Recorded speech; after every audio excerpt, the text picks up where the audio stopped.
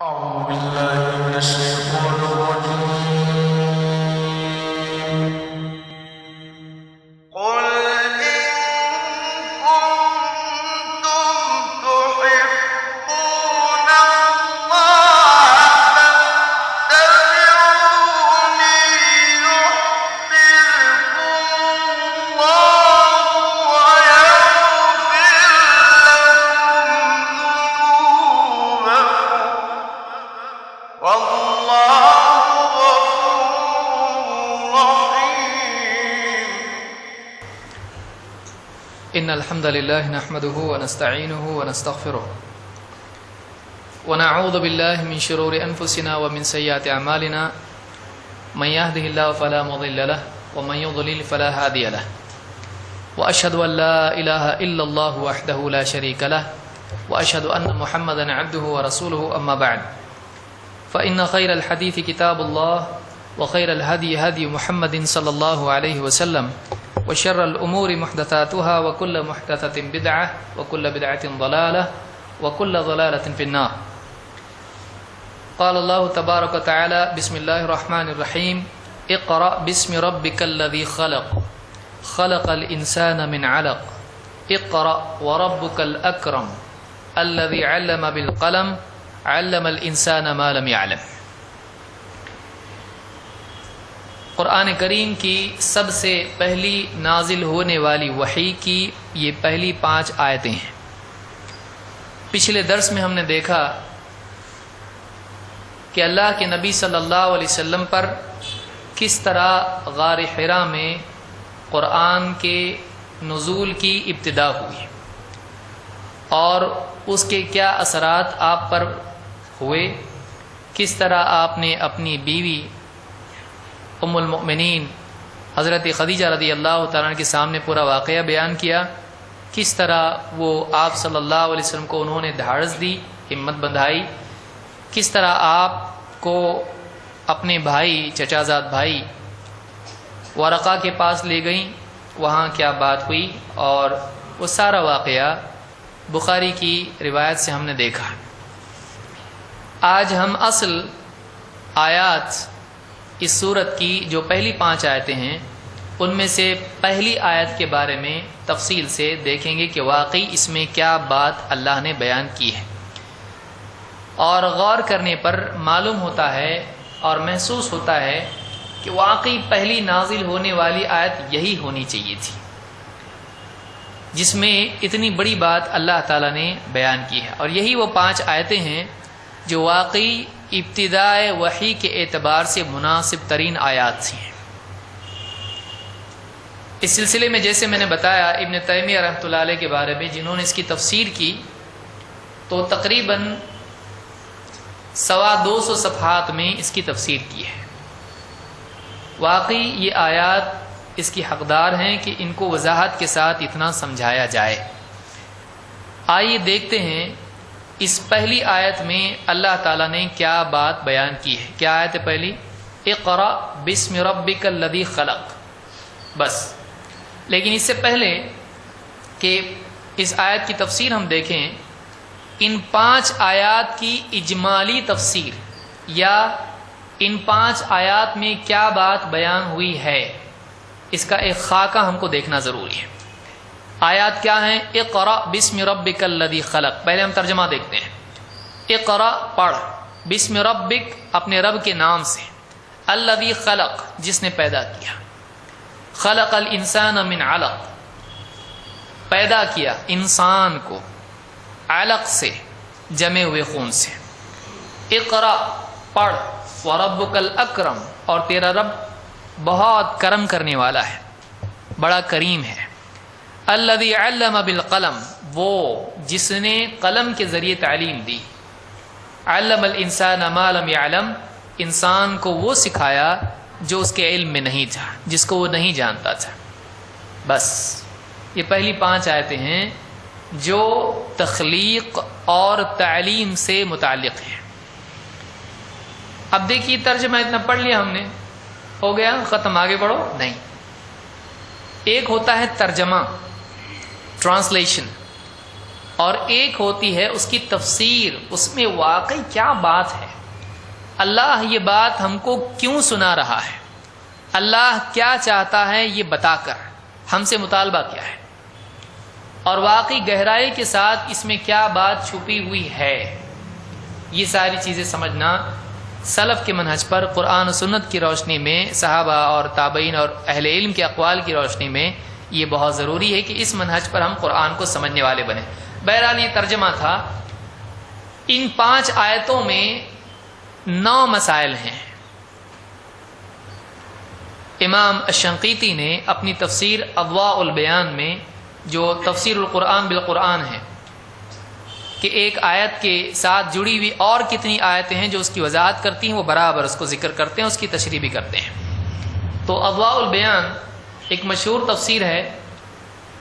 اس تفسیر میں انہوں نے کہا کہ 9 باتیں ان 5 آیتوں میں بیان ہوئی ہیں. نمبر 1 یعنی جو قابل غور باتیں ہیں جن پر دھیان دینا چاہیے کہ واقعی ایسا کیوں.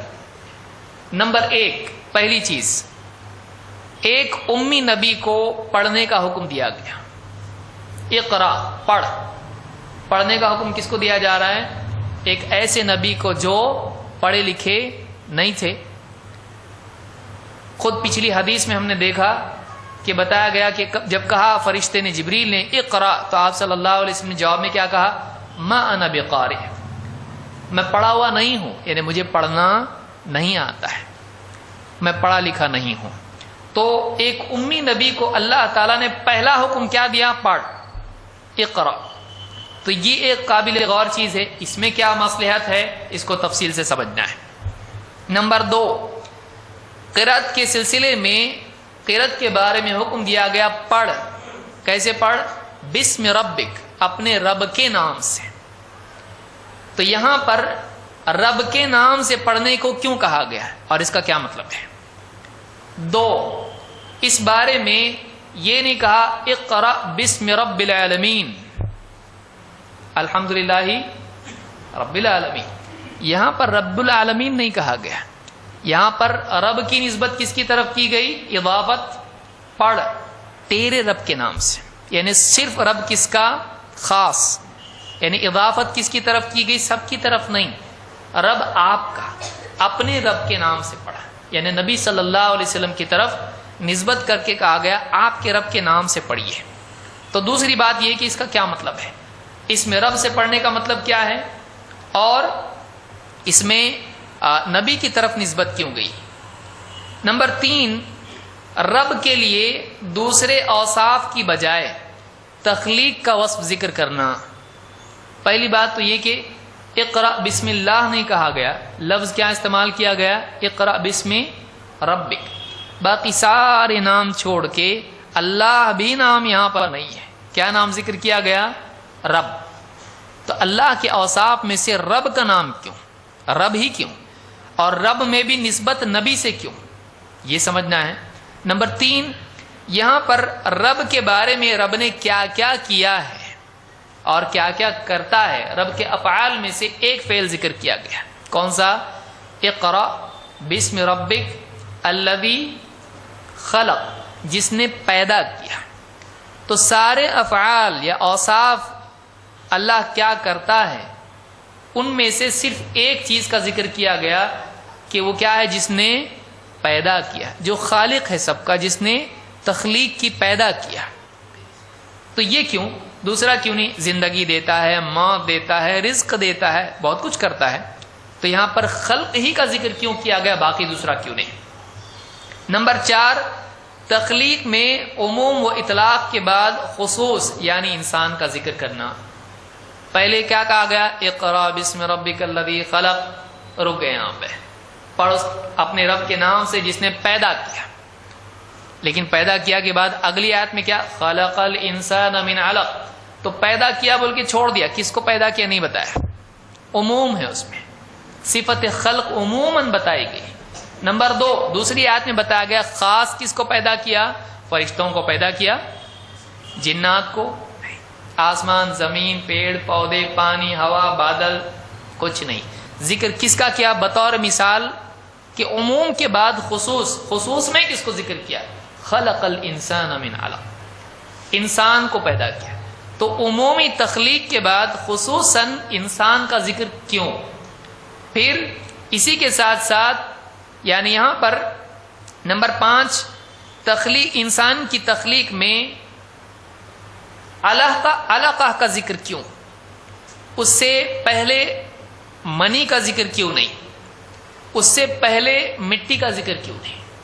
یعنی انسان کو پیدا کیا مٹی سے، پہلا انسان کیسے بنا؟ مٹی سے. تو مٹی سے کیوں ذکر نہیں کیا؟ اور انسان کی ابتدا کس سے ہوتی؟ منی، من منی یمنا. تو اللہ نے منی کا ذکر کیا ہے اور بلا شبہ وہ ابتدا ہے، لیکن یہاں منی کا ذکر کیوں نہیں؟ یہاں علقہ کا ذکر کیوں ہے؟ تو یہاں یہ بھی حکمت ہے، کیا وجہ ہے؟ سمجھنا تو پڑے گا کیوں ایسا اللہ نے کیا. نمبر 6 دوسری مرتبہ پھر سے اقرا کا حکم آیا. پہلے اقرا سے شروع ہوا، اقرا بسم ربک الذی خلق خلق الانسان من علق. پھر سے کیا آ رہا ہے؟ اقرا وربک الاکرم. لیکن اب معاملہ بدل گیا. پہلے کیا تھا؟ بسم ربک الذی خلق، وہاں خالق کے طور پر ذکر تھا، رب ہی تھا، لیکن رب کے ساتھ کیا صفت تھی؟ خلق کی. یہاں پر رب وہ صفت فعل ہے، اللہ کا فعل وہاں ذکر ہو رہا ہے. اب صفت ذاتی بیان ہو رہی ہے، اور یہاں پر بھی اس میں کیا ہے؟ اسم تفضیل ہے. اقرا وربک الاکرم، پڑھ اور تیرا رب بہت بے انتہا کرم والا ہے، سخی ہے، کریم ہے، کرم والا. تو یہاں پر رب کا ہی نام آیا، پڑھ کا حکم ہوا، لیکن اب کی بار صفت کیا ہو گئی؟ بدل گئی. اللہ کی سخاوت کی طرف اشارہ ہوا کہ تیرا رب بڑا کریم ہے. اور کریم نہیں کہا گیا، کریم میں بھی کیا ہے؟ کمپیریٹیو یا سپرلیٹیو جو بھی آپ کہیں، اسم تفضیل ہے. وہ کرم کرنے والے سے زیادہ کرم والا، سخی سے بڑا سخی، اکرم کریم سے بڑھ کے ہوتا ہے وہ. جیسے ہم کہتے ہیں گڈ، بیٹر، بیسٹ. تو یہاں پر اکرم جو ہوتا ہے یہ اسم تفضیل ہے، جو گڈ سے اوپر کا ہے، اچھے سے اچھا، کریم سے کریم، اکرم. اقرأ وربک الاکرم. تو دوسری مرتبہ ایسا کیوں؟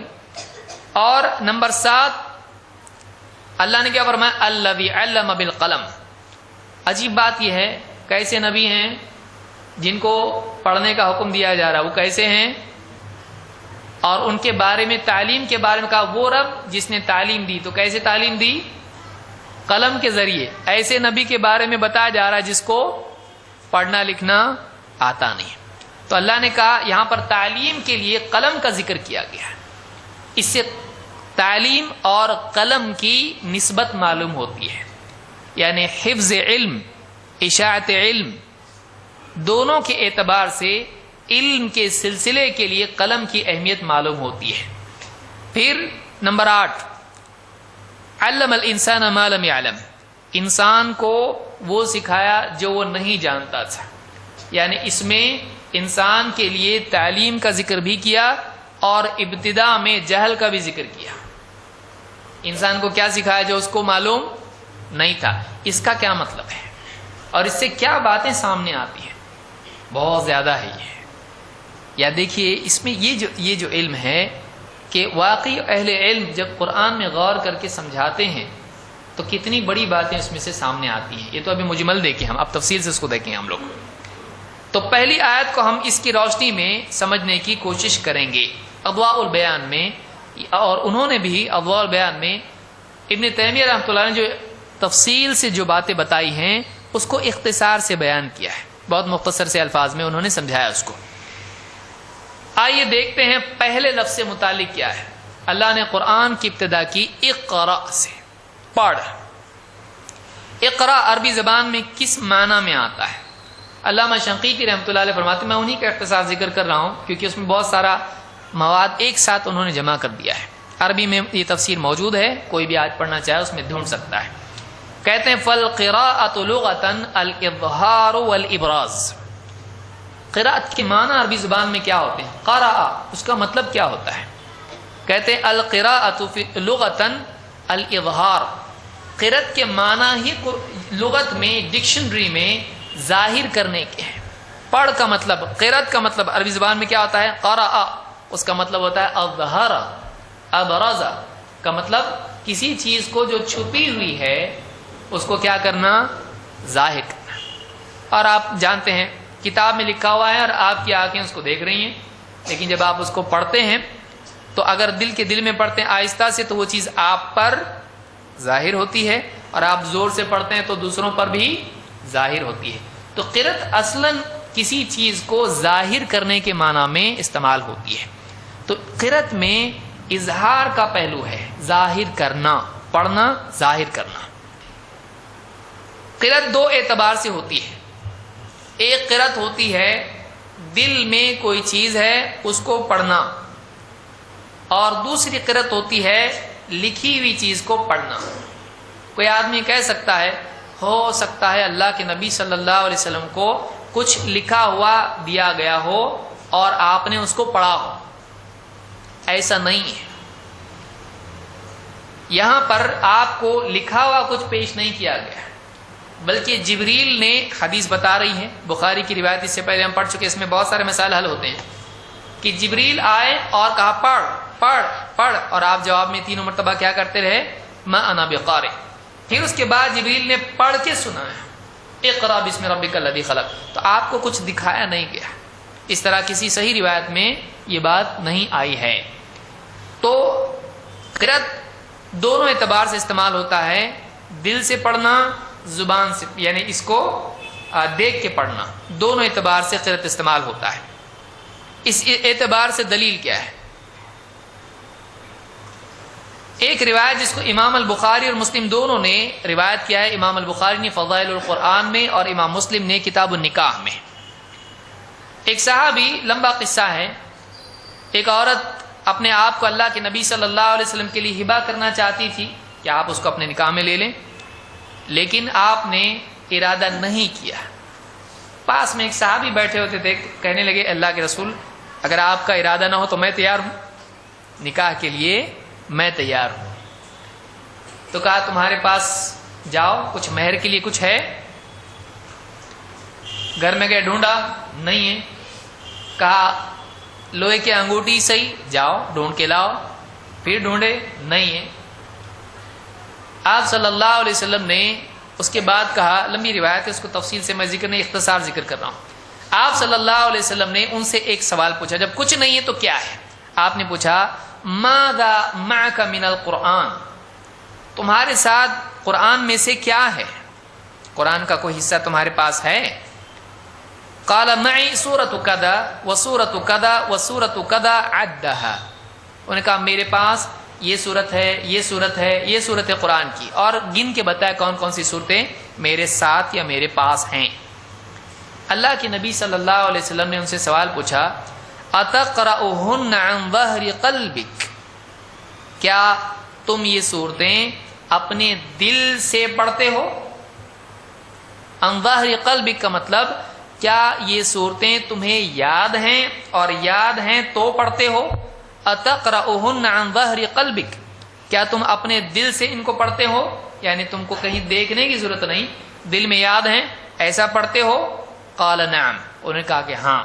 اللہ کے نبی صلی اللہ علیہ وسلم نے فرمایا ٹھیک ہے، میں نے ان کے بدلے تمہارا نکاح کر دیا، یعنی تم اپنی بیوی کو یہ سکھاؤ گے تو وہ جو محنت تم کرو گے وہ تمہارا مہر ہو جائے گا۔ تو محنت بھی، خدمت بھی، کام کاج بھی مہر ہو سکتا ہے، جیسے موسیٰ علیہ السلام کے لیے بکریاں چرانا وغیرہ جو بھی ہے وہ مہر بن گیا تھا۔ بہرحال تو اس حدیث سے بات معلوم ہوئی کہ ظہر قلب سے پڑھنا یہ بھی اتقرؤہن، صرف دیکھ کے پڑھنا نہیں ہوتا ہے۔ جیسے نماز میں ہم پڑھتے ہیں تو دیکھ کے پڑھتے ہیں نہیں، تو اس کو بھی کیا کہتے ہیں؟ قراءت کہتے ہیں۔ یہ میں اس لیے کہہ رہا ہوں کہ یہ شبہ پیدا نہ ہو کہ اللہ کے نبی صلی اللہ علیہ وسلم جب پڑھے لکھے نہیں تھے تو آپ کو پڑھنے کا حکم کیسے اللہ نے دیا؟ تو یہ اس لیے بتایا جا رہا ہے تاکہ لوگوں کو یہ معلوم ہو کہ عربی زبان میں یہ بات معروف تھی کہ بعض چیزیں بن دیکھے بھی پڑھی جاتی ہیں، اس کو بھی قرأ، اقرأ کہا جاتا ہے۔ تو اس میں کوئی شبہ کی بات نہیں کہ نبی صلی اللہ علیہ وسلم کو کیسے پڑھنے کے لیے کہا گیا۔ لیکن پھر آدمی کہے گا پھر نبی صلی اللہ علیہ وسلم کیوں ایسا سمجھے؟ آپ نے کیوں کہا ما انا بقارئ؟ اگر ایسا ہے کہ دل سے پڑھی ہوئی چیز کو کہا جاتا ہے پڑھنا، تو آپ کیسے سمجھے اس سے کہ میں پڑھا لکھا نہیں ہوں؟ آپ نے ایسا کیوں کہا؟ اس لیے کہ عربی زبان میں عموماً دیکھ کے پڑھنے کو پڑھنا کہتے ہیں۔ یہ کہاں ہے؟ یہ قرآن میں ہے۔ اللہ تعالیٰ سورہ بنی اسرائیل میں آیت نمبر 14 میں فرماتا ہے اقرأ کتابک کفا بنفسک اليوم علیک حسیبہ۔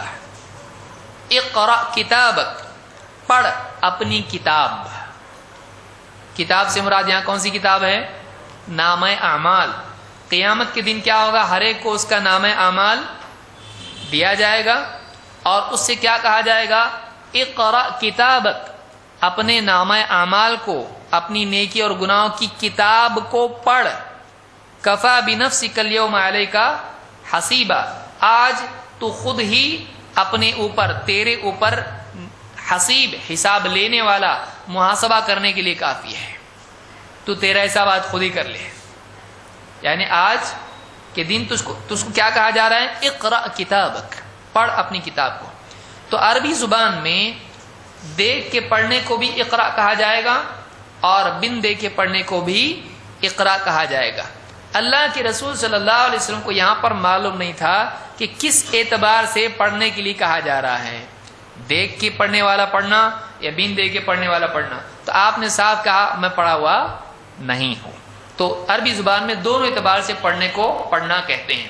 تو اس کو ہم اختصار سے کہیں گے کہ قرات مکتوب کی بھی ہوتی ہے اور متلو کی بھی ہوتی ہے۔ یعنی مکتوب لکھا ہوا، اس کو دیکھ کے پڑھنے کو بھی قرات کہتے ہیں۔ اور مثلا آپ اپنے بچے سے کہیں کہ جیسے میں پڑھتا ہوں تو پڑھ قل هو اللہ احد، تو بچہ آپ کے پیچھے کیا کہہ رہا ہے؟ قل هو اللہ احد۔ تو یہ مطلوع کے پیچھے پڑھنے کو کہتے ہیں کہ جیسا یہ پڑھ رہا ہے ویسا وہ پڑھے، دیکھ کے نہیں پڑھ رہا ہے، سن کے پڑھ رہا ہے، یا پھر دل سے جو یاد ہے اس کو پڑھ رہا ہے۔ تو قرات میں دیکھنا ضروری نہیں ہے، بن دیکھ کے پڑھنے کو بھی قرات کہا جاتا ہے۔ اور یہی معنی یہاں پر نبی صلی اللہ علیہ وسلم کو اس بات کا حکم دینا پڑ، کوئی یہ شبہ نہ کرے کہ اس سے مراد یہ ہے کہ آپ کو دیکھ کے پڑھنے کے لیے کہا گیا، لہٰذا کوئی آدمی کھڑے ہو کے کہنے لگے اللہ کے نبی صلی اللہ علیہ وسلم ان پڑھ نہیں تھے، امی نہیں تھے۔ کیوں؟ امی ہوتی تو اللہ پڑھ کیسا بولتا؟ آج بہت سارے اسکولوں میں لکھا جاتا ہے اقرا بسم ربک الذی خلق، اسلام پڑھنا سکھاتا ہے، تو پڑھنا لکھنا سکھاتا ہے، اس سے وہ ضروری نہیں ہے۔ یہاں پڑھنے سے مراد قرآن پڑھنا ہے، نہ کہ نیوٹن کی کتاب پڑھنا۔ یہاں پڑھنے سے مراد کیا ہے؟ قرآن پڑھنا، اس لیے کہ علماء کا، امت کا اجماع ہے، یہاں یہ مراد ہے۔ یہاں پڑھنے کے لیے کیا کہا گیا ہے؟ قرآن، آگے آئے گا وہ۔ تو یہاں پڑھنے سے مراد کتاب پڑھنا نہیں ہے، پڑھ ہے، اور اس میں قرآن ہے، اور نبی کیسے ہیں؟ امی، پڑھے لکھے نہیں، ابھی آئے گا آگے۔ قرآن کریم میں اللہ تعالیٰ، اب یہاں پر سوال پیدا ہوتا کہ ایک امی نبی کو پڑھنے کے لیے کہا جا رہا ہے، ایسا کیسا اور کیوں ایسا؟ ایک شبہ یہاں پیدا ہوتا ہے۔ اسلام پڑھا لکھا انسان کو ہونا اچھی بات ہے نا، تو اللہ کے نبی صلی اللہ علیہ وسلم کو ہم پڑھا لکھا نہیں تھے آپ، ایسا ماننے میں کیا یہ عیب کی بات نہیں ہے کہ لٹریسی ہونا چاہیے؟ اور اللہ کے نبی صلی اللہ علیہ وسلم پڑھے لکھے نہیں تھے، تو کیا یہ عیب کی بات نہیں ہے؟ امی کس کو کہتے ہیں اور امی کو امی کیوں کہتے ہیں؟ امی اس انسان کو کہتے ہیں، امی ام سے ہے، ماں۔ ام کے معنی کیا؟ ماں، اصل، جڑ۔ جو انسان ماں کے پیٹ سے پیدا ہوتا ہے اس کو پڑھنے آتا؟ بل پڑھتا ہو ڈاکٹر کے سب کتنے ہوئے؟ بچہ جب پیدا ہوتا ہے تو اس کو پڑھنا لکھنا آتا نہیں ہے۔ تو جیسے ماں کے پیٹ سے آدمی پیدا ہوا تھا اس کو پڑھنا نہیں آتا تھا، اور وہ ویسا ہی رہا جیسے ماں کے پیٹ سے پیدا ہوا تھا، اس لیے اس کو کیا کہا جاتا ہے؟ امی۔ یہ امی ہے، یعنی ماں کے پیٹ سے جیسا پڑھا لکھا نہیں تھا ویسا ہی اب تک ہے۔ کیا ان پڑھ ہونا عیب ہے؟ ہمارے لیے عیب ہے، ہمارے لیے عیب ہے، اللہ کے نبی صلی اللہ علیہ وسلم کے لیے نہیں، اس لیے کہ آپ کے لیے معجزہ تھا، آپ کے لیے ایک خصوصیت تھی اور آپ کی نبوت کی دلیل تھی۔ ہمارے لیے کیا ہے؟ ہمارے لیے کچھ بھی نہیں ہے۔ اللہ نے نبی کریم صلی اللہ علیہ وسلم کو امی ہی رکھا، النبی الامی، اللہ نے خود قرآن میں کہا یہ امی نبی ہیں، پڑھے لکھے نہیں ہیں، اور حدیث سے بھی اس کی وضاحت ہوتی ما انا بقارئ۔ تو جب آپ پر قرآن یہ نازل ہوا آپ پڑھے لکھے اس وقت تک کے نہیں تھے، نہ بعد میں تھے، کسی دلیل سے ثابت نہیں ہوتا ہے، مستقل کسی درس میں اس کو ہم دیکھیں گے، یہاں وہ موقع نہیں اتنا۔ لیکن اختصاراً قرآن کریم میں اللہ تعالیٰ نے اس بات کو ذکر کیا ہے۔ سورہ العنکبوت میں آیت نمبر 48 میں اللہ تعالیٰ نے آپ کے امی ہونے کو اور آپ کے امی رکھے جانے کی مصلحت اور حکمت کو بیان کیا ہے۔ آپ امی تھے، اور آپ کیوں امی تھے، آپ کا امی ہونا کیوں ضروری تھا، اللہ نے اس کو بیان کیا ہے۔ اللہ تعالیٰ کیا فرماتا ہے، وَمَا كُنْتَ تَتْلُو مِنْ قَبْلِهِ مِنْ كِتَابٍ وَلَا تَخُطُّهُ بِيَمِينِكَ إِذًا لَارْتَابَ الْمُبْطِلُونَ۔ وَمَا كُنْتَ تَتْلُو مِنْ قَبْلِهِ مِنْ كِتَابٍ، اے نبی اس سے پہلے آپ کسی کتاب میں سے پڑھنے والے نہیں تھے، اس سے پہلے کوئی کتاب آپ پڑھتے نہیں تھے، یعنی آپ کو پڑھنا نہیں آتا تھا۔ وَلَا تَخُطُّهُ بِيَمِينِكَ، اور نہ آپ اپنے دائیں ہاتھ سے کچھ لکھا کرتے تھے۔ اگر ایسا ہوتا، اذن اگر ایسا ہوتا، لَارْتَابَ الْمُبْطِلُونَ، جھوٹ بولنے والے باطل پرست لوگ شک میں پڑ جاتے۔ اگر آپ پڑھے لکھے ہوتے تو لوگ جو پکے نہیں ہیں، جو باطل کے پیچھے چلنے کا مزاج رکھتے ہیں، یہ شک میں پڑ جاتے آپ کی نبوت اور رسالت کے سلسلے میں۔ کیا شک ہوتا ان کو، یہ کاپی کر رہے کہیں سے۔ آپ صلی اللہ علیہ وسلم عرب میں اہل کتاب تھے اور ان کے پاس تورات اور انجیل تھی۔ اگر آپ پڑھے لکھے ہوتے تو لوگ کیا کہتے، انہوں نے تورات پڑھی ہوگی، انہوں نے انجیل پڑھی ہوگی، اسی میں سے نکال کے بتا رہے موسیٰ علیہ السلام ایسے اور یوسف علیہ السلام ایسے اور نوح علیہ السلام ایسے، انہوں نے پڑھا ہی ہوگا، یہ کاپی کر کے بول رہے ہیں، یہ کہیں سے نقل کر رہے ہیں۔ لیکن آپ صلی اللہ علیہ وسلم نہ پڑھے ہوئے تھے اور نہ آپ کو لکھنا آتا تھا۔ اگر ایسا ہوتا تو شک کرنے والے شک کرنے لگ جاتے ہیں۔ تو اللہ تعالیٰ نے آپ کو امی رکھا تاکہ آپ پر کوئی یہ تہمت نہ لگائے کہ آپ نے کہیں سے کاپی کیا ہے۔ آج بھی بہت سارے عیسائی کہتے ہیں کہ محمد صلی اللہ علیہ وسلم نے تورات اور انجیل پڑھ کے عرب کے اندر اسلام اپنی طرف سے بنا کے پیش کیا۔ ان میں سے اکثر یہ نہیں جانتے ہیں کہ محمد رسول اللہ صلی اللہ علیہ وسلم امی تھے۔ کتنی عجیب بات ہے، ایک امی انسان جو کہیں پڑھا ہوا نہیں ہو اور لکھنا نہیں جانتا ہو، وہ پورا قرآن اس کو یاد ہو جائے، اور کئی بیٹھ کے حفظ بھی نہیں کر رہے۔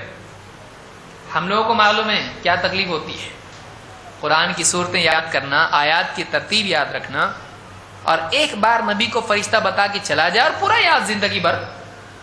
کتنی عجیب بات ہے، یہ خود اللہ کی طرف سے ایک عجیب چیز تھی جو نبی کریم صلی اللہ علیہ وسلم کو عطا کی گئی تھی، کیونکہ اللہ تعالیٰ نے محمد رسول اللہ صلی اللہ علیہ وسلم سے جمع قرآن اور فہم قرآن دونوں کا وعدہ کیا تھا۔ ان علینا جمعہ وقرآن، اے نبی ہمارے ذمے ہے آپ کے سینے میں قرآن کا جمع کر دینا اور آپ سے اس قرآن کا صحیح طور پر پڑھوا دینا۔ ان علینا جمعہ وقرآن، اللہ تعالیٰ نے خود یہاں پر وعدہ کیا تھا۔ تو نبی کریم صلی اللہ علیہ وسلم کے امی ہونے کی دلیل قرآن کریم میں ہے، اور امی ہونا عیب کی چیز ہمارے لیے تو ہو سکتا ہے کہ ہم ان پڑھ ہیں، نبی کے لیے نہیں۔ یاد رکھیں امی ہونا الگ ہے اور جاہل ہونا الگ ہے۔ کیوں بھائی، امی ہو کے بھی عالم ہو سکتا ہے اور پڑھا لکھا ہو کے بھی جاہل ہو سکتا ہے، نہیں ہو سکتا؟ ہو سکتا ہے۔ پڑھنا کچھ نہیں آتا ہے لیکن سارے علوم سینے میں جمع ہے۔ زندگی کا مقصد، اس مقصد کی تکمیل کے لیے کیا کرنا چاہیے اور اس میں کیا رکاوٹیں ہیں، ان کا کیا حل ہے، یہ ساری چیزیں اللہ کے نبی صلی اللہ علیہ وسلم کو بتا دی گئی تھی۔ اور کیا چاہیے آپ کو؟ جو سب پڑھ کے ملنے والا ہے وہ پڑھے بغیر آپ کو اللہ نے دے دیا، تو اصل چیز تو حاصل ہو گئی نا، اصل چیز تو اللہ کی طرف سے حاصل ہو گئی۔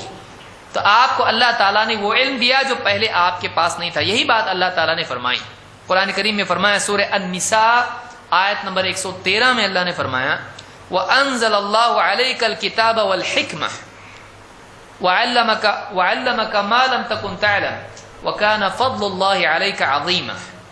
تین باتیں اللہ نے یہاں پر بیان کی. وانزل الله عليك الكتاب والحکمہ. اے نبی اللہ تعالیٰ نے آپ پر کتاب نازل کی اور حکمت نازل کی. وزڈم جو کتاب لکھی گئی ہے لوح محفوظ میں ہے اور جو نازل ہونے کے بعد لوگ محفوظ کرتے ہیں لکھ کر صحیفوں میں، وہ آپ کو اللہ تعالیٰ نے دے دی ہے، لکھنے کی ضرورت نہیں. وَأَنزَلَ اللَّهُ عَلَيْكَ الْكِتَابَ. اللہ نے آپ پر کتاب نازل کی اور والحکمہ اور گہری سمجھ اور حکمت اور وزڈم اللہ نے آپ پر نازل کی. پڑھے لکھے نہیں ہیں لیکن اللہ نے آپ کو کیا دے دی؟ حکمت دے دی، گہری سوجھ بوجھ. بہت سارے پڑھے لکھے رہتے ہیں لیکن سوچ ایک دم سطحی پیدل. بعض اوقات بچوں کو ان کو سمجھانا پڑتا ہے، ایسا نہیں ہے. لیکن آپ صلی اللہ علیہ وسلم پڑھے لکھے نہیں ہونے کے باوجود اتنی گہری سمجھ کہ آپ نے اس بکھرے ہوئے عرب کو جمع کر دیا اور ان لوگوں کو سکھایا جن کو کچھ بھی نہیں آتا تھا. لِتُنذِرَ قَوْمًا مَا أُنذِرَ آبَاؤُهُمْ فَهُمْ غَافِلُونَ. تاکہ آپ ایک ایسی قوم کو ڈرائیں، خبردار کریں جن کے باپ دادا خبردار نہیں کیے گئے تھے، وہ غفلت میں پڑے ہوئے ہیں. آپ نے ان کو ہدایت کے راستے کی طرف لایا. وَإِنَّكَ لَتَهْدِي إِلَى صِرَاطٍ مُسْتَقِيمٍ. آپ یقیناً صراط مستقیم کی طرف لوگوں کو رہبری دیتے ہو. تو اللہ تعالیٰ نے فرمایا کہ اے نبی آپ پر اللہ نے کتاب و حکمت نازل کی. وَعَلَّمَكَ مَا لَمْ تَكُنْ تَعْلَمْ.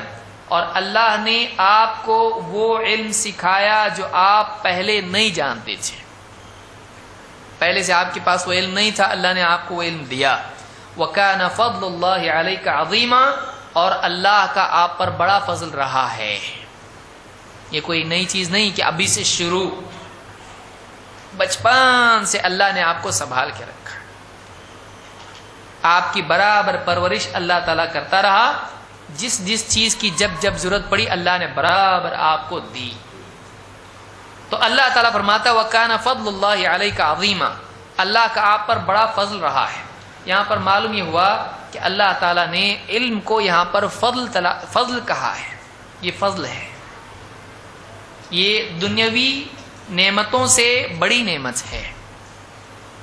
فَإِذَا قُضِيَتِ الصَّلَاةُ فَانتَشِرُوا فِي الْأَرْضِ وَابْتَغُوا مِنْ فَضْلِ اللَّهِ. فضل دنیا کی نعمتوں کو بھی کہا جاتا ہے لیکن اصل فضل اللہ کا یہ ہے کہ ایک انسان کو اللہ رب العالمین وہ علم دے جو دنیا کی نعمتوں کے ساتھ ساتھ آخرت کی نعمتوں کا ذریعہ بنے. وَكَانَ فَضْلُ اللَّهِ عَلَيْكَ عَظِيمًا. تو اللہ کا آپ پر بڑا فضل رہا ہے، عظیم فضل رہا ہے. تو یہاں پر یہ بات معلوم ہوئی کہ آپ امی تھے اور اللہ نے آپ کو اپنی طرف سے علم دیا. امی ہونے کے باوجود بھی ایک انسان عالم ہو سکتا ہے. اور کئی علماء ایسے تھے ان کو نابینا تھے، پڑھنا آتا تھا. ایک مثال اس کی ہے، نابینا عالم ہے، بچپن سے ماں کے پیٹ سے اندھا پیدا ہوا. اب علماء کی مجلس میں بیٹھا، سنا قرآن حفظ کیا. حدیث کی مجلسوں میں بیٹھا، حدیث یاد کی. پھر اس کے اندر غور و فکر کیا. علماء کی مجالس میں اور فتح فقہ اور اصول اور فروع سیکھتے سیکھتے نابینا ہے لیکن عالم بن گیا، مفتی بن گیا. آپ کیا کہیں گے؟ ان پڑھ ہو. بولیں گے آپ؟ بولیں ان پڑھ ہے لیکن عالم ہے. تو پڑھا لکھا ہے لیکن جاہل ہے. وہ ان پڑھ ہے، اس کو پڑھنا نہیں آتا ہے لیکن وہ کیسا ہے؟ وہ عالم ہے. تو یاد رکھیں ان پڑھ ہونا عیب کی چیز ہوتی ہے کہ پڑھنا نہیں آتا ہے. کیا پڑھنا نہیں آتا، سائن کرنے نہیں آتے، انگوٹھا لگاتا ہے. لیکن اگر اس کے پاس علم ہے تو یہ کوئی عیب نہیں ہے. قرآن و سنت کا علم اس کے پاس ہے، زندگی کا علم اس کے پاس ہے، تو یہ عیب کی چیز نہیں. اور اللہ کے نبی صلی اللہ علیہ وسلم کو اللہ نے رکھا امی.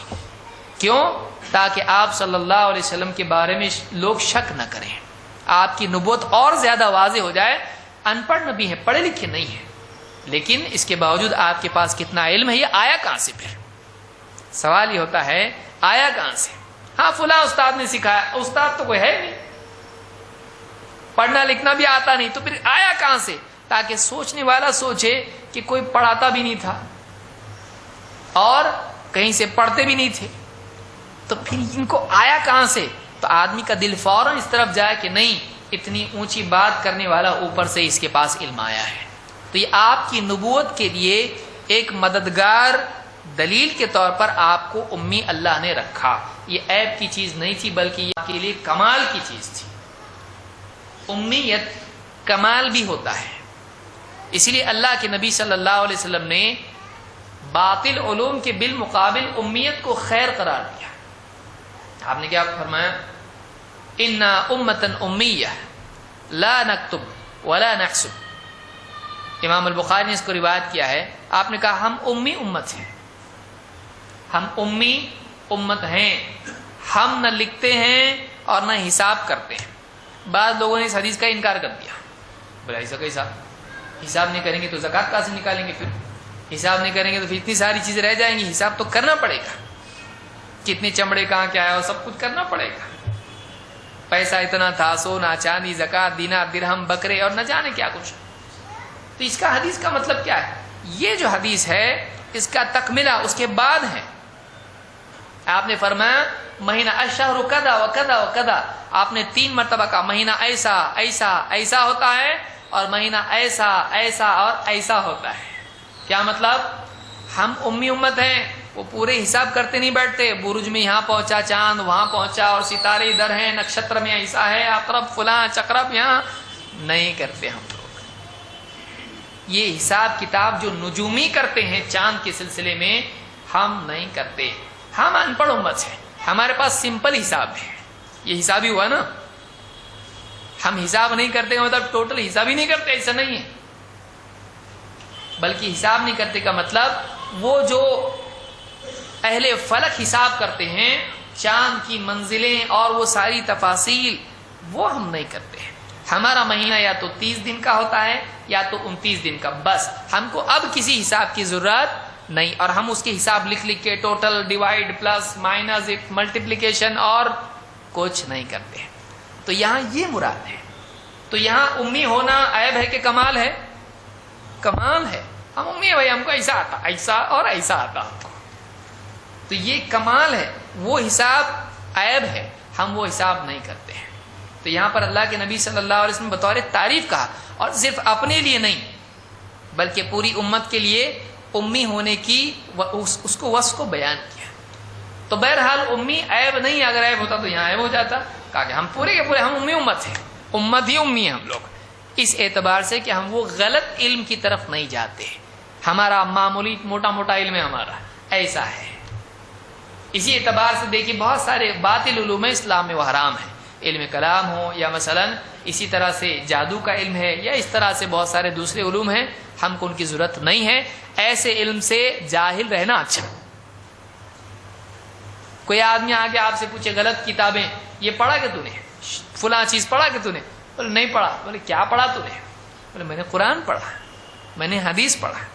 تو میرا وہ نہ پڑھنا عیب نہیں ہے، میرا وہ نہ پڑھنا جو غلط ہے، میری ضرورت بھی نہیں ہے، وہ عیب نہیں ہے میرے لیے۔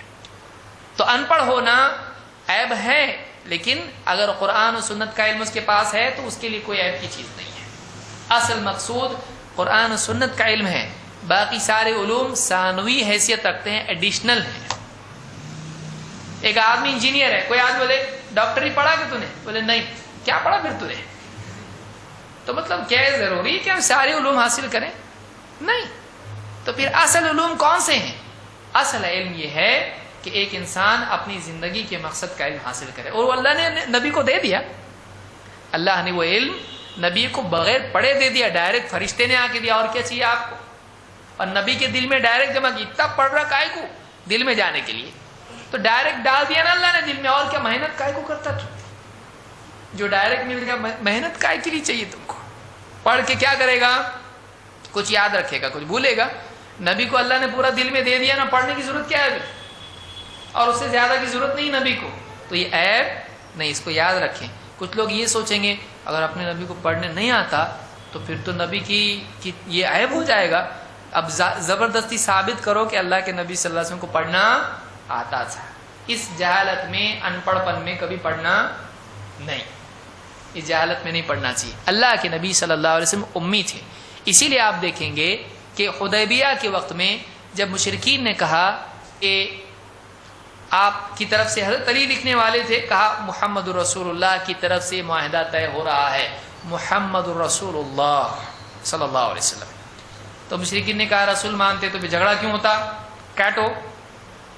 حضرت علی سے کہا کاٹو، کہا میں نہیں کاٹوں گا، رسول کاٹوں میں، رسول بھی ہے اللہ بھی ہے، رسول اللہ ہے، میں نہیں کاٹتا۔ وہ نافرمانی نہیں تھی، وہ غیرت تھی۔ یہ لوگ غلط بول رہے ہیں، نہیں کاٹیں گے ہم لوگ، کیوں ہم ان کی شرط کیوں مانیں؟ ہم ان کی شرط مانیں گے نہیں۔ آپ نے کہا بتاؤ کہاں لکھا ہوا ہے، تو بتا دے کہ یہاں پر ہے۔ کہاں ہے لفظ؟ وہ کہا یہاں۔ آپ نے اس کو اپنے ہاتھ سے کاٹا۔ پوچھا کہاں ہے، آپ نے پوچھا حضرت علی سے کہاں ہے، بتاؤ، انگلی رکھو۔ انہوں نے انگلی رکھی تو آپ نے اس کو کاٹا۔ آپ امی تھے بعد میں بھی، نبوت کے بعد میں، اور کہیں ایسا پڑھنا ثابت نہیں ہے، آپ کے یہاں لکھنے والے تھے وہ لکھ دیا کرتے تھے۔ تو بہرحال آپ صلی اللہ علیہ وسلم کو اللہ کا امی قرار دینا اور باقی رکھنا آپ کے لیے کمال کی چیز تھی کہ امی ہونے کے باوجود اتنے علوم کے حامل آپ تھے اور اتنی حکمت کی باتیں آپ نے کی کہ ساری انسانیت کے لیے بعد کے دور میں رہبری بن گئی۔ یہ اور کمال ہے۔ پڑھا لکھا آدمی بڑی بڑی باتیں کرے، کوئی کمال کی چیز ہے نہیں، لیکن ایسا انسان جس نے کوئی کتاب نہیں پڑھی اور وہ ایک دم زبردست باتیں بولے ساری انسانیت کے لوگوں کی، زبردست بات ہے، پڑھے نہیں، کہاں سے پڑھے آپ؟ یہ کہیں سے بھی نہیں، اوپر سے آیا ڈائریکٹ۔ ہاں ایسا اللہ کی طرف سے دیا ہوا یہ علم تھا۔ علی قلبک لتکون من المنذرین، اللہ نے خود کہا آپ کے دل پر یہ علم نازل ہوا ہے۔ تو آپ صلی اللہ علیہ وسلم کو یہ علم دیا گیا تھا۔ یہاں لفظ اقرا سے کیا مراد ہے؟ اللہ نے کہا پڑھ، تو یہاں پڑھ کا جو لفظ ہے اس سے کیا نکلتا ہے؟ اس سلسلے میں اضواء البیان میں علامہ شنقیطی رحمۃ اللہ علیہ فرماتے ہیں، اور یہی بات ابن تیمیہ رحمۃ اللہ نے بھی کہی ہے، کہتے ہیں اقرا بدء للنبوۃ واشعار بالرسالہ لانہ یقرأ کلام غیرہ۔ کہتے ہیں کہ یہاں پر اقرا کا جو حکم ہے اس میں اللہ کے نبی صلی اللہ علیہ وسلم کی نبوت کی شروعات کا اشارہ ہے اور آپ کے رسول بننے کی طرف اشارہ ہے۔ اس میں دو باتیں بتائی جا رہی ہیں، آپ کی نبوت شروع ہو گئی اور آپ آگے رسول بننے والے ہو، کیونکہ رسالت جو ہے یہ نبوت سے اعلیٰ مرتبہ ہے۔ آدم علیہ السلام پہلے نبی تھے اور رسول پہلے کون تھے؟ نوح علیہ السلام۔ حدیث شفاعت میں موجود ہے، لوگ جائیں گے قیامت کے دن سے سفارش کے لیے حضرت نوح علیہ السلام کے پاس، کہیں گے یہ پہلے رسول ہیں۔ تو وہ پہلے رسول کون ہیں؟ نوح علیہ السلام۔ رسول اس کو کہتے ہیں جس کو پیغام پہنچانے کا حکم ہوتا ہے۔ نبی کس کو کہتے ہیں؟ جس کے پاس اللہ کی طرف سے شریعت کی وحی آتی ہے، صرف وہی نہیں، صرف وہی تو موسیٰ علیہ السلام کی ماں کے پاس بھی آئی تھی، لیکن کون سی وحی آتی ہے؟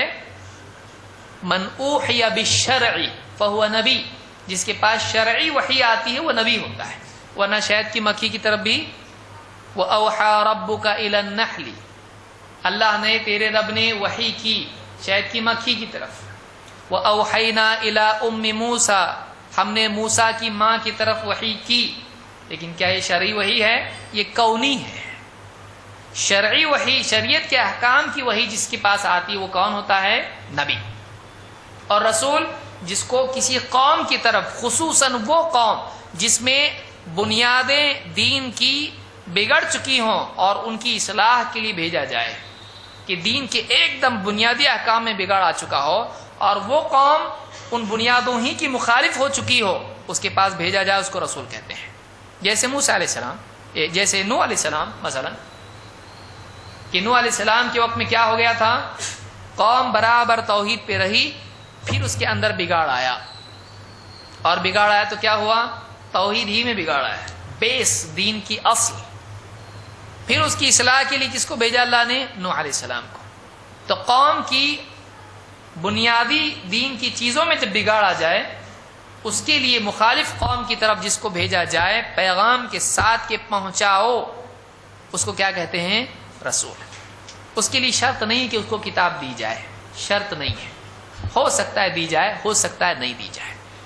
تو یہاں پر علامہ شنقیطی کہتے ہیں کہ وفی قولہ تعالی اقرا، اللہ نے جو کہا پڑھ، کہتے ہیں اس میں نبی صلی اللہ علیہ وسلم کی نبوت کی شروعات ہے اور رسالت کا اشارہ ہے۔ کیوں؟ کہتے ہیں لِأَنَّهُ يَقْرَأُ كَلَامَ غَيْرِهِ، اس لیے کہ وہ کس کا کلام پڑھ رہے ہیں؟ کس کا کلام ہے وہ؟ کس کا کلام پڑھ رہے ہیں؟ اقرا میں کیا پڑھنے کا حکم ہے؟ قرآن، کیونکہ وہ جو اقرا آیا اور جو فرشتے نے پڑھا وہ کیا ہے؟ قرآن ہے۔ تو اس میں قرآن کس کی طرف سے ہے؟ وہ شرعی وحی ہے یا کونی؟ آسمان و زمین کو حکم ہے بن جاؤ؟ نہیں، کیا حکم ہے؟ شریعت کا حکم ہے۔ تو شریعت کا حکم آ گیا، وہ پڑھنے کا حکم ہے، اپنے لیے بھی ہے یا دوسروں کے لیے بھی ہے؟ آگے دوسروں کو بھی بتانا ہے، کیونکہ قرأ میں اظہار خود موجود ہے، ظاہر کرنا ہے آپ کو ابھی دوسروں کے پاس جا کے اس کو۔ تو اب پڑھنے کا حکم آیا، تو اس پڑھنے میں خود اس بات کی دلیل ہے کہ اب آپ نبی بن چکے ہو، اللہ کی طرف سے آپ کو وحی آ چکی ہے، آپ کی طرف وحی آئی، اس میں خود بتا دے گا آپ نبی بن گئے، اور آپ آگے جا کے رسالت کی ذمہ داری بھی آپ پر آنے والی ہے۔ کب؟ یا ایھا المدثر قم فانذر، وہاں حکم آیا وانذر عشیرتک الاقربین، وانذر عشیرتک الاقربین، بعد میں جب حکم آیا دوسروں کو پہنچانے کا حکم آیا، اے نبی اپنے قریبی رشتہ داروں کو خبردار کیجئے، اب پیغام پہنچانے کا حکم آیا۔ یا جیسے اللہ نے کہا یا ایھا المدثر، اے چادر میں لپٹنے والے، قوم کھڑے ہو جائیے، فانذر لوگوں کو خبردار کیجئے، کیا کس چیز سے خبردار کیجئے؟ جو پیغام آیا بتائیے، اور بتائیے کیا ہوگا اگر نہیں مانیں گے تو، کتنی بڑی مصیبت سامنے کھڑی ہے، اس سے بچنے کے لیے، جہنم سے بچنے کے لیے، قیامت کے عذاب سے بچنے کے لیے کیا کرنا پڑے گا؟ پہنچاؤ۔ تو ابھی آگے حکم آنے والا، ابھی آیا وہ نہیں آیا، ابھی تو صرف اقرا آیا۔ تو کہتے ہیں کہ اس میں بدء للنبوہ، اس میں نبوت کے لیے شروعات کا ذکر ہے، اقرا سے ہوگا کہ آپ نبی بن گئے، اور اس میں اشارہ بھی ہے کہ آگے دیکھیے جا کے آپ کو ایک حکم آنے والا ہے، کیونکہ اس میں اقرا آپ کو آج اپنے لیے پڑھنے کے لیے کہا جا رہا ہے، کل دوسروں کے لیے بھی آپ کو پڑھنا ہے، دوسروں کو بھی سنانا ہے۔ تو اس میں اشارہ ہے کہ اب آگے وہ بھی آنے والا ہے۔ کیوں؟ لِأَنَّهُ يَقْرَأُ كَلَامَ غَيْرِهِ، اس لیے کہ آپ اپنا کلام پڑھ رہے نہیں، آپ کس کا کلام پڑھ رہے ہیں؟ اللہ کا کلام پڑھ رہے ہیں، اللہ کی طرف سے وحی آئی۔ تو جو دوسروں کا کلام، کسی اور کا کلام پڑھ کے کسی کو سناتا ہے، اس کو کیا کہتے ہیں؟ آپ نے کوئی میسج بھیجا، جا کے ان کو سناؤ، تو وہ کسی کا کیا ہوتا ہے؟ پیغمبر۔ پیغمبر اس کے معنی کیا ہے؟ عربی میں کیا ہوتا ہے پیغمبر کا؟ رسول۔ اور پیغمبر کے معنی کیا ہے؟ پیغام لے کے جانے والا، پیغام کا حامل، میسج لے جانے والا، انگلش میں کیا بولیں گے اس کو؟ میسنجر۔ تو ابھی آپ کو پڑھنا ہے، اب لوگوں کو بھی پڑھ کے سنانا ہے۔ آپ چٹھی آتی ہے آپ کی بیٹے کی سعودی سے، تو کیا کرتے؟ نہیں آتا پڑھنے، ذرا مولانا پڑھ کے سناؤ نا، تو وہ پڑھ رہا کس کے لیے ہے؟ اس کے لیے پڑھ رہا ہے، وہ اپنے لیے پڑھ رہا نہیں، وہ اس کے لیے پڑھ رہا ہے۔ تو پڑھنا اپنے لیے بھی ہوتا ہے، پڑھنا دوسرے کے لیے بھی ہوتا ہے۔ تو یہاں نبی کو پڑھ حکم ہے، کس کے لیے پڑھنے کا حکم یہاں پر ہے؟ نہیں۔ تو اس میں اپنے لیے تو کنفرمڈ ہے، اور آگے اشارہ آنے والا ہے کہ دوسرے کے لیے بھی آپ کو پڑھنا پڑے گا۔ جب حکم آئے گا یا ایھا المدثر قم فانذر، ان کو پڑھ کے سنانا پڑے گا۔ تو اس میں یہ بات ملتی ہے، لفظ اقرا میں اس چیز کا شعور ملتا ہے۔ اقرا میں کس چیز کے پڑھنے کا ذکر ہے یہاں پر نہیں بتایا گیا۔ اقرا بسم ربک الذی خلق، نہیں بتایا گیا کہ آپ کو پڑھنا کیا ہے، لیکن اہل علم فرماتے ہیں کہ اس میں اشارہ قرآن کی ترتیب کے اعتبار سے بھی موجود ہے۔ اگر آپ قرآن کی صورتوں کی ترتیب دیکھیں گے تو آپ کو ملے گا کہ اس سورت کے بعد، سورۃ العلق کے بعد کون سی سورت ہے؟ سورۃ القدر۔ اس میں پہلی آیت کیا ہے؟ انا انزلناہ فی لیلۃ القدر، ہم نے اس کو نازل کیا ہے کہاں؟ کس رات میں؟ لیلۃ القدر میں۔ کس کو نازل کیا ہے؟ قرآن کو. تو قرآن کے پڑھنے کا یہاں حکم ہو رہا ہے، اور اگلی صورت میں قرآن کی عظمت بتائی جا رہی کہ یہ قرآن وہ ہے جو لیلۃ القدر میں نازل ہوا ہے، ایک بڑی عظمت والی رات میں نازل ہوا ہے. تو علامہ شنقیطی کہتے ہیں کہ وہ ہونا لم یبین ما یقرأہ، یہاں اللہ نے بتایا نہیں کہ کیا پڑھنا ہے، ولیکن مجیء سورۃ القدر بعدها بمثابۃ البیان لما یقرأہ، کہتے ہیں اس لیے کہ لیکن کہتے ہیں کہ اس سورت کے بعد سورۃ القدر کا مصحف میں رکھنا یہ اشارہ دیتا ہے کہ یہ وضاحت کی جا رہی کہ تم کو پڑھنے کا حکم ہے، تو آگے کی سورت بتا رہی تم کو کیا پڑھنا ہے. ہم نے اس قرآن کو لیلۃ القدر میں نازل کیا ہے. یہ جوڑی عجیب ہے، اور اس میں قرآن کی عظمت بتانے کے لیے رات کی بھی عظمت بتائی جا رہی ہے. یہ قرآن ایسی رات میں نازل ہوا ہے. وَهِيَ إِنَّا أَنزَلْنَاهُ فِي لَيْلَةِ الْقَدْرِ، کہتے ہیں فَكَأَنَّهُ فِي قُوَّةٍ اقْرَأْ مَا يُوحَى إِلَيْكَ مِن رَبِّكَ، یہاں پر اقرأ بسم ربک کہا جا رہا ہے. کہتے ہیں اس اعتبار سے ہے، اس کی قوت یہ ہے جملے کی، وہ پڑھ جو تیرے رب کی طرف سے تیری طرف وحی کی جا رہی ہے. اقرأ ما یوحى الیک من ربک والمراد به هو القرآن بالاجماع. کہتے ہیں یہاں پر کیا پڑھ؟ کسی کی چٹھی پڑھ نہیں، کسی کا خط پڑھ نہیں، کوئی پچھلی کتاب پڑھ نہیں. یہاں پر کیا پڑھ؟ تو یہاں پر کہتے پوری امت کا اجماع اس بات پر ہے کہ جس چیز کے پڑھنے کا یہاں پر حکم دیا جا رہا ہے وہ قرآن ہے. لہذا اس آیت سے یہ استدلال کرنا کہ قرآن میں پہلا لفظ اقرا نازل ہوا اس لیے پڑھو لکھو، انگلش پڑھو، جرمن پڑھو، میتھس پڑھو، فزکس پڑھو، کیمسٹری پڑھو، جیولوجی، جیوگرافی، اسٹرانومی، یہ سب پڑھو، اس آیت کا اطلاق قرآن کے پڑھنے پر ہوتا ہے. اس کو دوسری جگہ فٹ کرنا صحیح نہیں ہے، اس کی قرآن کی اس آیت کی معنوی تحریف ہے، صحیح نہیں ہے. اس لیے کہتے ہیں کہ والمراد به هو القرآن بالاجماع، یہاں پر اجماع اس بات پر ہے کہ اس پڑھنے سے مراد کیا ہے؟ قرآن ہے. اس پر پڑھنا لکھنا سیکھو بھی اس میں نہیں نکل رہا. اگر ایسا ہوتا تو سب سے پہلے اس پر حکم پر عمل کون کرتا؟ سیکھے. تو اس سے مراد وہ پڑھنا لکھنا سیکھو نہیں نکلتا ہے. ہاں اس کی بات کی آیت سے نکلتا ہے، لیکن آپ اس سے نکالیں صحیح نہیں، کیونکہ آگے کیا آ رہا ہے؟ الذی علم بالقلم، جس نے قلم کے ذریعے تعلیم دی. وہاں قلم کی عظمت آ رہی ہے، اہمیت آ رہی ہے، اس سے آپ بتائیے نا. لیکن اس سے آپ بتا سکتے نہیں. اب کوئی آدمی کہے پہلا لفظ قرآن میں کیا ہے؟ اقرا، اس لیے روزانہ نیوز پیپر پڑھتے جا، پڑھ. صحیح ہوگا؟ نہیں. اب نیوز پیپر میں اور ٹیکسٹ بک میں کیا فرق ہے؟ اسکول کی اور کالج کی کوئی فرق ہے؟ نہیں، کوئی بھی فرق. لہذا یہ بھی یاد رکھنا چاہیے کہ قرآن کی کس آیت سے کیا استدلال کیا جائے. اس لیے میں نے شروع میں مقدمے میں بتایا تھا کہ ہمارا اس تفسیر کے دروس کے سلسلے کا مقصد یہ بھی ہے کہ بعض آیات سے لوگ غلط استدلال کرتے ہیں. ہم کو واقعی معلوم ہو کہ کس آیت سے کیا استدلال کیا جانا چاہیے. تو یہ بات اقرا کے سلسلے میں ہم نے دیکھی. میں سمجھتا ہوں آج کے لیے اتنا کافی ہے کہ اقرا سے مراد یہاں پر کیا ہے، نبی امی کو اقرا کا حکم دینے سے مراد کیا ہے، اور اس سے کیا بات ثابت ہوتی ہے. اگلے درس میں ہم انشاءاللہ دیکھیں گے کہ بسم ربک اور اس کے آگے جو بات اللہ نے بیان کی ہے اس سے کیا مراد ہے. یہاں پر اللہ کے رب کے نام سے کا کیوں ذکر آیا ہے، اور الذی خلق سے کیا مراد ہے، وہی کیوں آیا ہے. تو انشاءاللہ اگلے درس میں اس کو ہم دیکھیں گے. اقول ھذا واستغفر اللہ لی ولکم.